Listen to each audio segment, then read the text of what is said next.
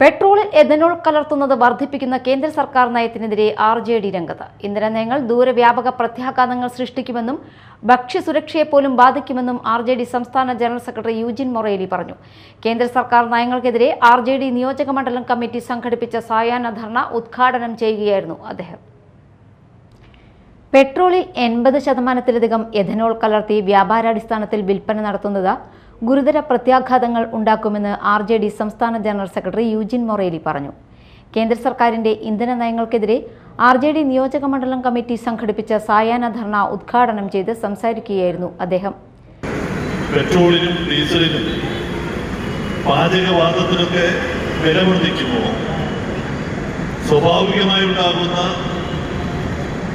പ്രഖ്യാപനം കമ്പോളത്തിൽ വലിയ രീതിയിൽ വില വർദ്ധിക്കുമെന്നതാണ്.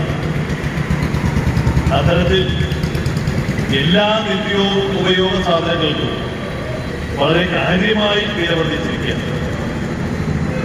ഈ അടുത്ത സർക്കാർ ഇതുമായി ബന്ധപ്പെട്ട് വലിയ മറ്റൊരു തീരുമാനവും എടുക്കുകയുണ്ടായി. ഇന്ധനത്തിൽ ചേർക്കാവുന്ന എഥനോൾ 80-85% വരെ പെട്രോളിൽ ഉപയോഗിക്കാമെന്നും അത് വിൽപ്പന നടത്താമെന്നും അത് പമ്പുകളിൽ എത്തിച്ച് അത്തരത്തിലുള്ള പെട്രോളിനാണ് കൂടുതൽ ഗുണമെന്നുള്ള രീതിയിൽ പ്രചരിപ്പിച്ച് പുതിയൊരു രീതി നമ്മുടെ രാജ്യത്ത് നടപ്പിലാക്കാൻ വേണ്ടി ശ്രമിക്കുകയാണ്. ഭക്ഷ്യവിളകളിൽ നിന്നാണ് എഥനോൾ ഉൽപ്പാദിപ്പിക്കുന്നത്.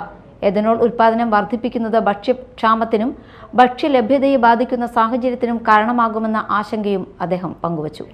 ക്രൂഡ് ഓയിൽ വില ഉയരുമ്പോൾ നികുതിയും സെസ്സും കുറച്ച് ഇന്ധനവില നിയന്ത്രിക്കേണ്ടതിന് പകരം കേന്ദ്ര സർക്കാർ സ്വീകരിക്കുന്നത് ജനവിരുദ്ധ സമീപനമാണെന്നും അദ്ദേഹം ആരോപിച്ചു.